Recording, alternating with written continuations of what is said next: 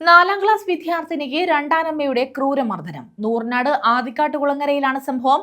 മുഖത്തും കാലിനും മർദ്ദനമേറ്റ വിദ്യാർത്ഥിനിയെ അടൂർ താലൂക്ക് ആശുപത്രിയിൽ പ്രവേശിപ്പിച്ചു. നൂർനാട് പോലീസ് കുട്ടിയുടെ മൊഴി രേഖപ്പെടുത്തി. നൂറനാട് ആദിക്കാട്ടുകുളങ്ങരയിലാണ് 4ാം ക്ലാസ് വിദ്യാർത്ഥിനിക്ക് രണ്ടാനമ്മയുടെയും പിതാവിന്റെയും ക്രൂരമർദ്ദനമേറ്റത്.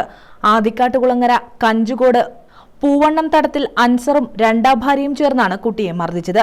സംഭവത്തിൽ നൂർനാട് പോലീസ് കേസെടുത്തു. കുട്ടി സ്കൂളിലെത്തിയപ്പോൾ ശരീരത്തിൽ ചുവന്ന പാടുകൾ കണ്ട അധ്യാപകർ വിവരം ചോദിച്ചപ്പോഴാണ് കാര്യങ്ങൾ പുറത്തുവന്നത്.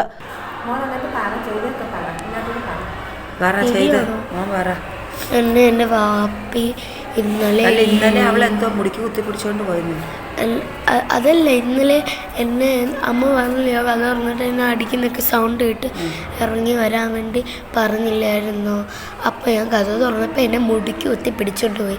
പിന്നെ വാപ്പ എടുത്ത് കുറേ കള്ളത്തരങ്ങളൊക്കെ പറഞ്ഞു കൊടുത്ത് ഈ ചെള്ള എൻ്റെ 2 അടി തന്നു, ഈ ചെള്ള 1 അടിയും തന്നു. 3 അടി അടിച്ചോ?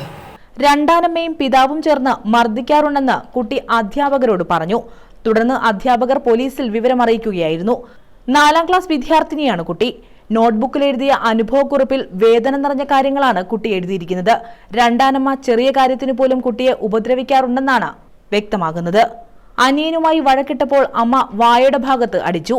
വാപ്പിയും ഉമ്മിയും എന്നോട് ക്രൂരതയാണ് കാണിക്കുന്നത്. വീട് വെച്ചിട്ട് 2 മാസം മാത്രമേ ആയുള്ളൂ. അപ്പോഴേക്കും എന്നെ പേടിപ്പിക്കുകയും വിരട്ടുകയുമാണ് എന്നെല്ലാമാണ് കുട്ടി എഴുതിയിരിക്കുന്നത്.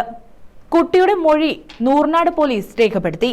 തുടർന്ന് കുട്ടിയെ അടൂർ താലൂക്ക് ആശുപത്രിയിൽ പ്രവേശിപ്പിച്ചു.